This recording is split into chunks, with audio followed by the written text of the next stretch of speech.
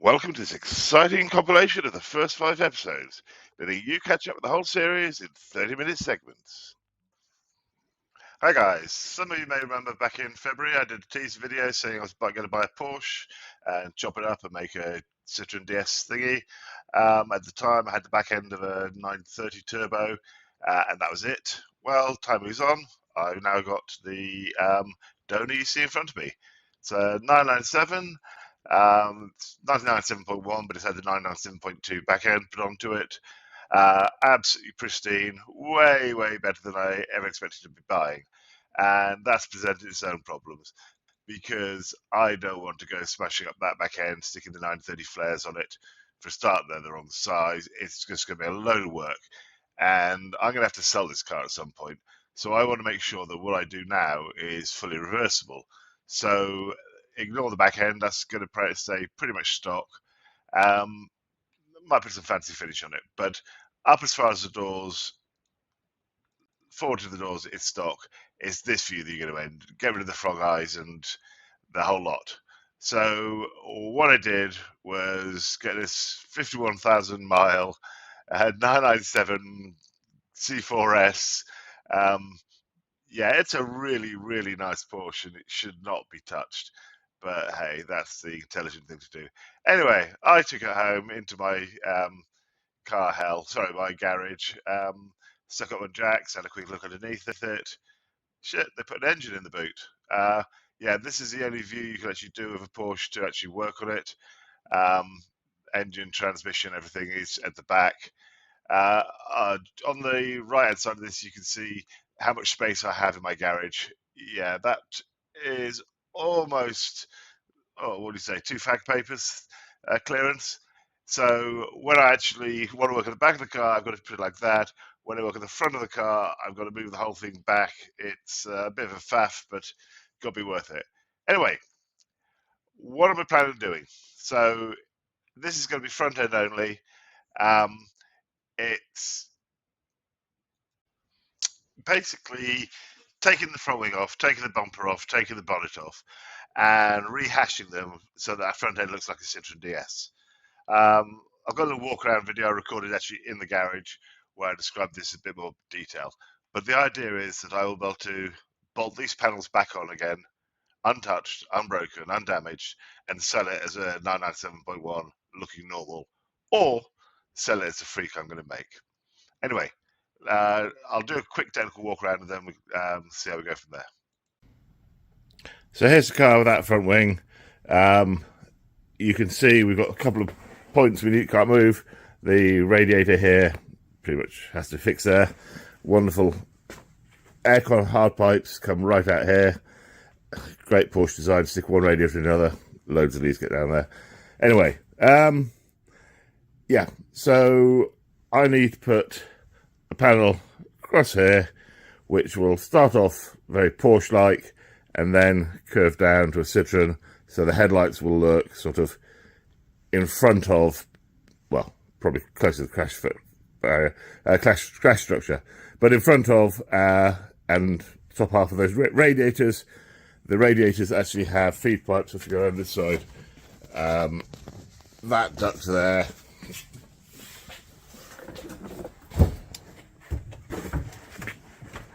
That duct there feeds up into the radiators. So that duct will remain on the Citroen, be underneath the bumper of the Citroen. The Citroen will come down sort of to about here-ish as a point, and then include that in the skirt.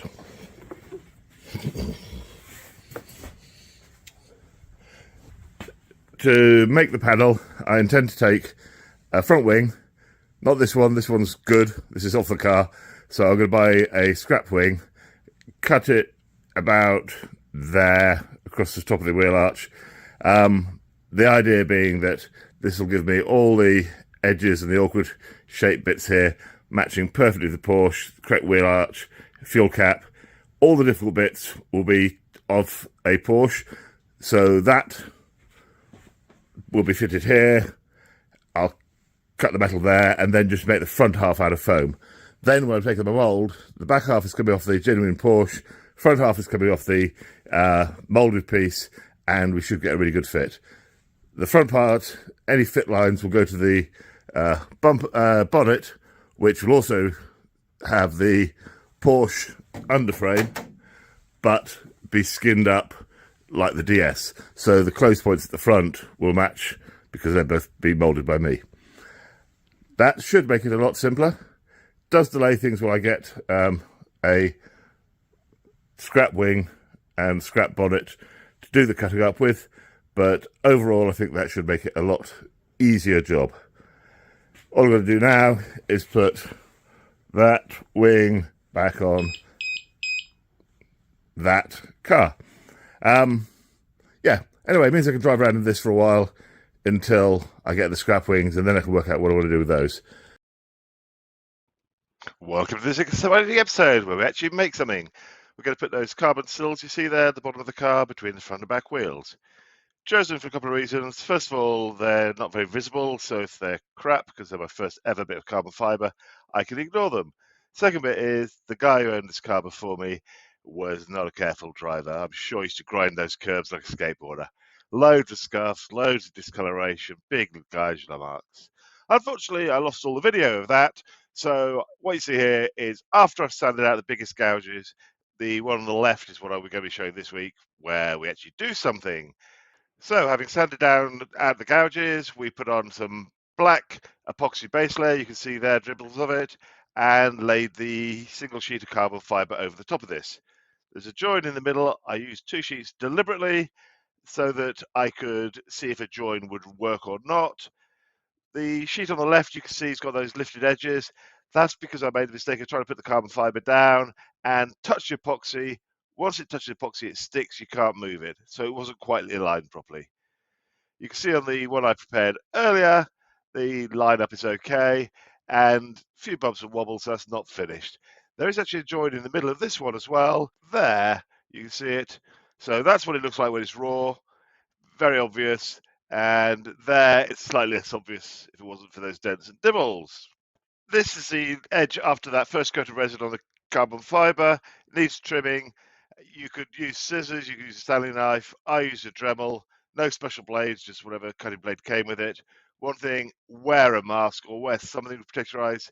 Those carbon fibre splinters are a bitch when they get your fingers. God only knows what they'd be like if they hit you in the face. So, having done all that, you scuff it back down. I used a Permagrit block because I had one. Took off the worst of those lumps at the join, but left lots of big gouges ready for mechanical grip. That means that when you paint the resin on the top, it's got something to stick into. Hoover, clean, do lots of cleaning, otherwise you get contamination and dirt. It's a pig. Ignore the guy on the left. This is where I discovered I recorded this whole thing without my microphone. Sorry, I'm loading video as well as making carbon fibre. But get acetone to clean stuff, get clear coat epoxy resin to do the resining, and make sure you use the right hardener. It does mark XCR hardener. Don't use the MECP, which comes for the other glass carbon fibre work you're doing, like molds, etc. That will not work. So measure stuff out. You've got a little drug scale there. Put a plastic cup on it, disposable. I still stir from coffee shops. It's just an easy way of doing it.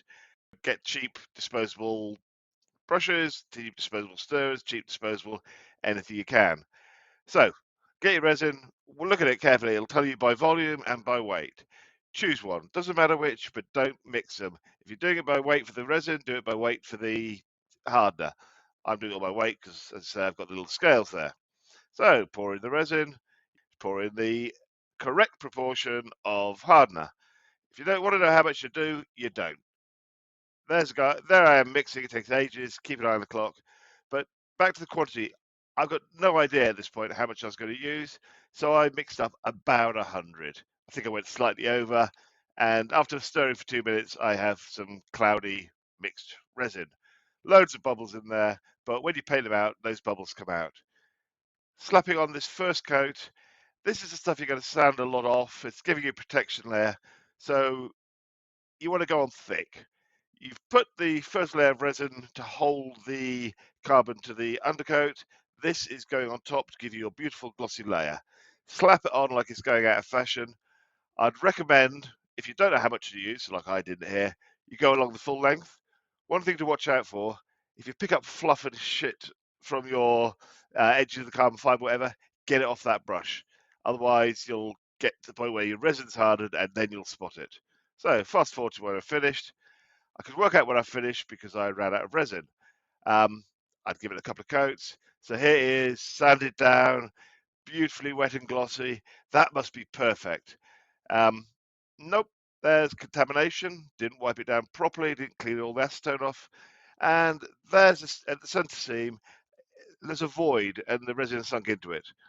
But sand it down anyway. You get away with it. No one will notice it. Actually, yeah, they do. That looks pretty crap. So, bought myself, you just about saw it down on the sander, bought myself an interface pad. There you go. It's just a bit of foam. God, the difference that makes. I cut it down so it fitted my little domestic sander, made it beautiful smooth. Rather than go for resin, I just used some U-Pol, sprayed it down, and that's clear coat. UV protection, goes on nicely, doesn't leave you with a load of nasty marks, reduces the chance of runs. So I think I gave it 3, 4 coats of clear coat, put it back on, and there's the finished result. So, what did we learn? Well, it's easier than we thought, but a lot more time consuming. You can't gloss over faults. You need to actually correct them, sand them back, etc. Joins in panels are possible, but not desirable. They're kind of okay, you kind of blend in. And it's really now time for me to find some scrap wings so I can start molding the front end. Welcome to this exciting episode. The front wings have arrived. I'm going to mount those onto a wooden frame so we can use them as a styling buck. As you can see, they're not exactly pristine, but these will form the beginning of my mold for the front of the car. So this awkward end here and that petrol cap, they're the bits I don't have to mold myself, so I'm going to use the standard Porsche ones and then chop the front off and make it fit. Part of making it fit is measuring it up. So here we go, check the height, check the wheel arch. I'm going to have to mount that wing on a wooden frame, the same proportions as that Porsche. So here I am, carefully measuring it up on a piece of MDF. Um, this isn't the right way to do it, by the way. You should really do this all on the car. That way you know everything fits rightly. I'm not doing that because it's raining outside and I want to use the car while I'm pissing about. Plus, this is a prototype, so I'm probably going to cock it up. So I'm having to make this frame. Been sold to before. Cheapest stuff I could find in B&Q. There you go. Bolted to the frames. The frame's kind of rigid. No, it's not rigid at all. But at least those two bits all tied together. I'm now going to make them fit. Here you go. Fitted to a frame. We can get that wing moved around the garage, and I've got something which holds it in the right height off the ground so that it matches what it should be on the Porsche. I need another one of those. Fortunately, the second one takes a lot less time to make. And then a few off scraps of wood. We're going to join those together to make it into a single piece. Once we've done that, we should be good to go. Well, before we do that, I'm going to actually kind of cut off the scrap wing I don't want. So the Citroen's kind of got a flat wing across there onto the bonnet. The Porsche dips down.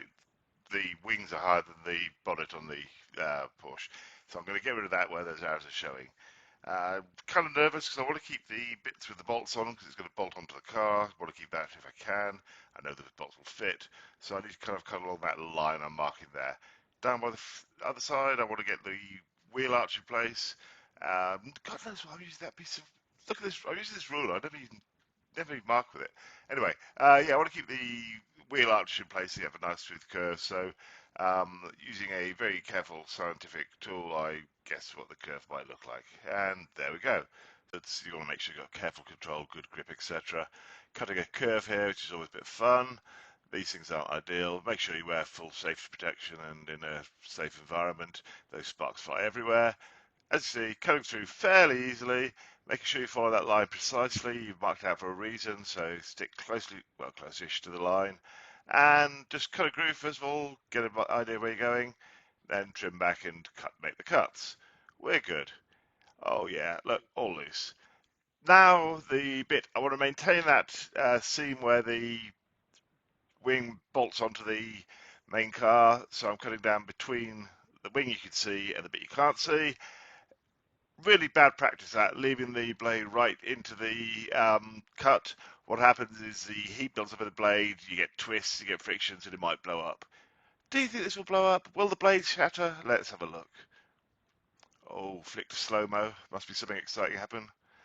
And good job, I've got visor on because there goes my blade. Anyway, we'll ignore that and carry on cutting. New blade, they're easy, they're cheap. And we should be able to get this whole front wing removed. Yep, fine, finish off with hacksaw, just get through that awkward bracket bit. And we are there. That front wing, come on, get your ass out of gear. Yeah, that front wing is removed. So what I need to do now is put a bit of board to keep the two wings the right distance apart on that frame.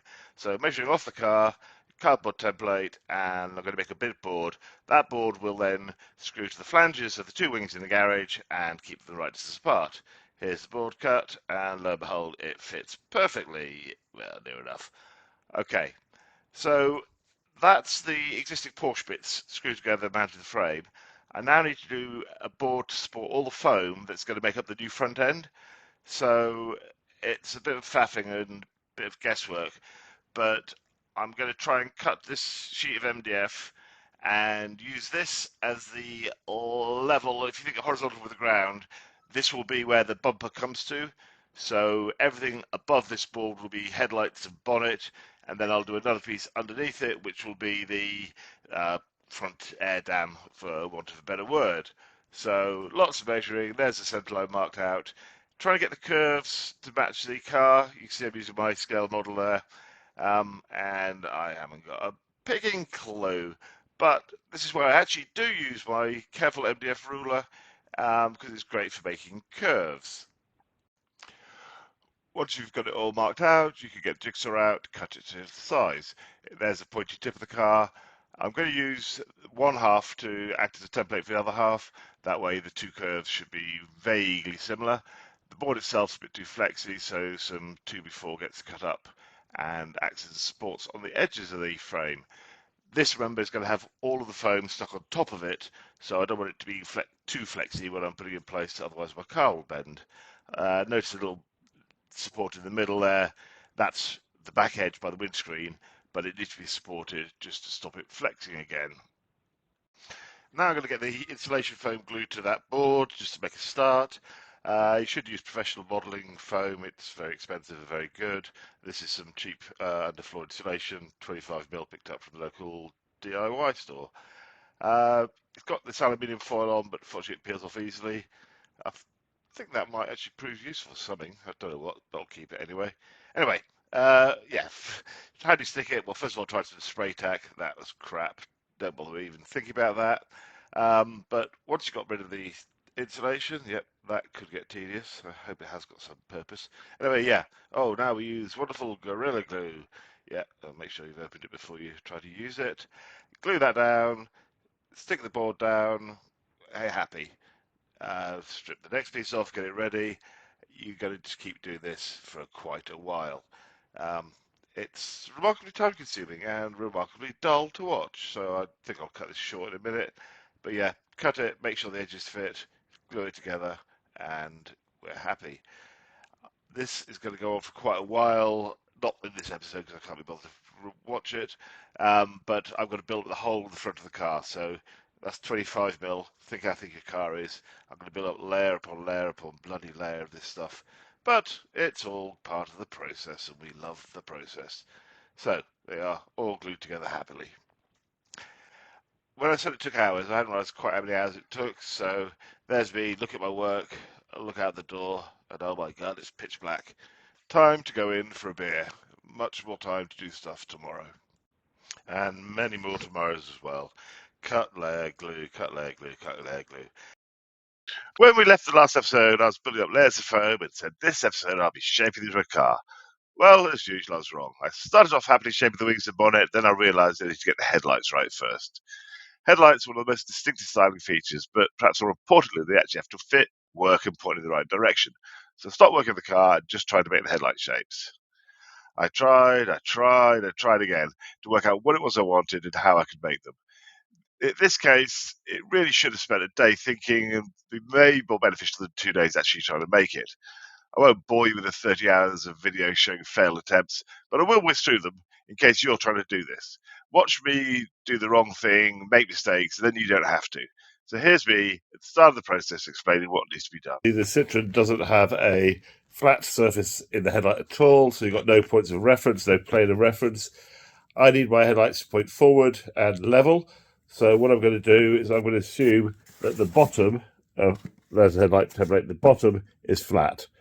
So whatever happens with the sides and the front, you will have to curve in all these wonderful different directions. I'm going to basically make the headlight bowl out of layers of this foam with the bottom always being flat. So you mark out your templates, you cut them out, you cut some more out, you glue them together, you stick the bits you glued together, and then you realise it's a real bastard to try and gouge out the holes where the headlight's going to be. So you end up with a big block of foam that you can't really use. A few more prototypes in there where the foam kept snapping or I couldn't get it shaped properly. I decided to use this polyurethane sheeting. That was great, but way too flimsy. Then went to wood. That worked well for strength, but I couldn't shape it. Enough talk of failure. Let's see what worked and what I learned from my previous attempts. Compared to the last version, we've got rid of that horrible lump there. This corner is curved. That flat bit is now curved. That flat bit is now curved. The headlights are nice and close together. Overall, I'm a lot happy with it. Moving on with the prototype. So, that bit around the headlight there, which slopes back, it's going to be that bit there, which slopes back. We need to get then this front bit here, so the base, which is pretty much flat, but with these carved out bits for the lights. So what I'm going to do is put that like that. So we'll have this coming forward, and that'll form that base, which is basically everything on this falls from about that point. So now we've got that bit in place here. I'm going to hollow out that, hollow out that. So a groove going along here. So what else sticks further forward than that? We need a little bit here and the side. Just as I haven't been videoing a bit, well, I've basically shaved this out. You can see the carvings.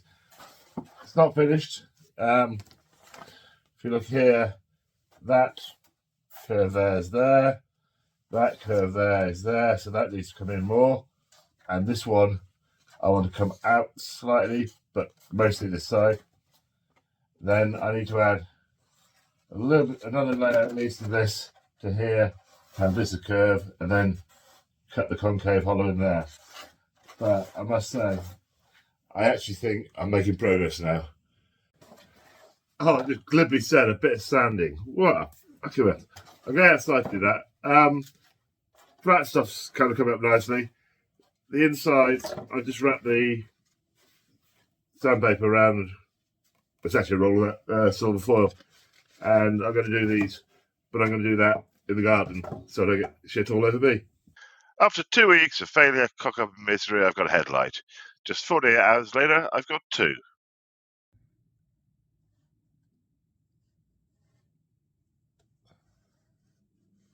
Those now match up. And now we have a pair of matching headlights ready to put onto the plug. Welcome to this exciting episode where we actually do something with the car. We left you with this buck, and I'll explain why we had to throw all that away. It's getting really annoying not having any reference points on here. So for the moment, I've just put a laser point from this corner here, what I think is straightforward. Again, I've got no angles to take it off, but at least I'm going to put a line along here. So hopefully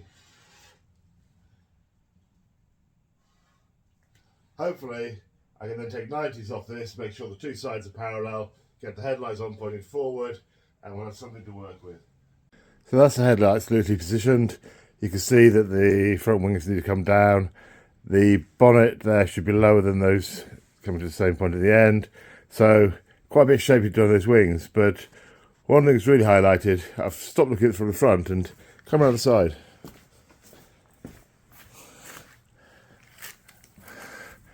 How long is that gap between wheel arch and the front of the car?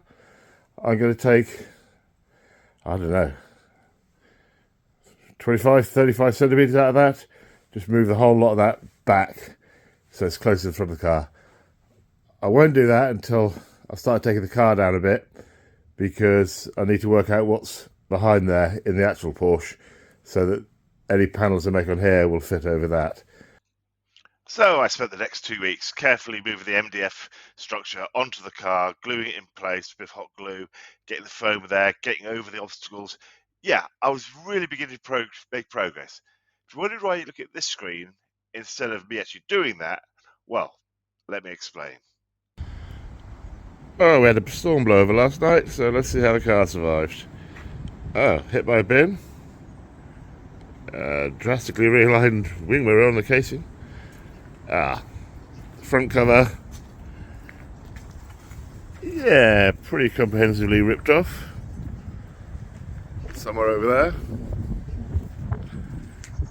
So that front's not quite covered. Yeah, that's suboptimal. Right. Now this is why I was going to work in there originally.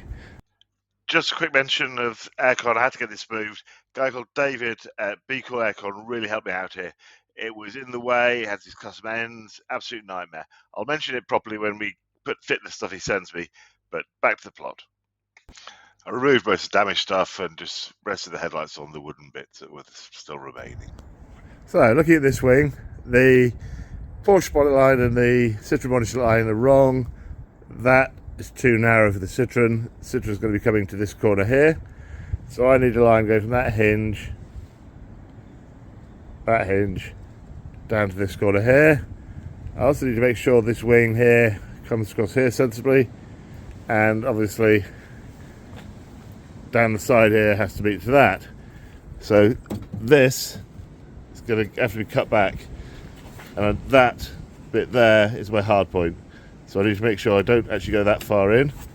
But this point here will connect to about there. This point here. I'll tell you what, I'm going to hot glue some string onto there, and you'll see what we're talking about. The string actually worked better than I expected. You can sort of see where the wing's shaped in. It was also really good for highlighting a couple of problems I had. So we know about the bonnet line and having to cut that metal off, you can see. But more importantly, around the side of the wing, it showed where those pipes were. You can see where I'm pointing. The brake pipes, basically, I think the brake pipes, and the aircon pipe stick up. And they're pretty close to the standard wing, but I want to put more of a clearance there. I'm trying to work out how that front wing will go. The DS is higher and then curves down, so I'm putting some polyurethane sheet just to give me a former, because I want the wing to follow more of that profile, so you've got some good clearance over those pipes, so the bodywork's at the top of that, and I need to get a smooth curve from here along there to that. I will then be taking it from here right the way down to there, but I thought I'd get a manageable piece first, put that in, put that in, put one there, and try and get that ready to go. So I've now cut that polyurethane piece to size, so that gives just a little bit higher, a little bit more clearance, makes the bonnet flatter because the DS is. We'll look at it from the other side.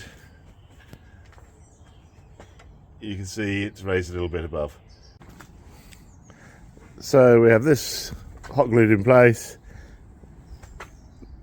polyurethane there, and now I need to tape across that and just fill up to that level with some foam. Right, we're going to build up this foam here, fill that area. Some PU expanding foam. I hate this stuff, gets everywhere, makes a mess of everything. Some water, spray it, make it wet, make sure that it activates properly. Some rough grit sandpaper, just to put something for it to key into on here. Some gloves, because I hate that stuff, it's crap. And I've made an approximate former just so I can scrape it roughly to the right shape. There's no great angle to film this from, but basically you're looking towards the outside of the car, the foam's going in here, it's going to fill along there and to that line. So here we go with sand, spray, spray, spray, shake the can. Yeah, spray the gloop on there. This is, oh, I hate this stuff. It's sticky, it goes everywhere, you can't control it. God awful invention. I'm going to probably look for something better to do if you have to use this stuff again. Anyway, yeah, enjoy me making a mess. Well, there's 2 cans of foam on there. That one there, as you can see, comes above the black of the line. Same on that side. Blimey, 7 minutes in, he's still here. Yeah, so I had to wait for that foam to go off, and while I was waiting, I got life in the way and had to do stuff. So it's now pitch black. I will be shaping that down on both sides, make it all smooth and lovely, but that's one for next episode, I fear. And indeed, the next compilation, so look out for compilation 2.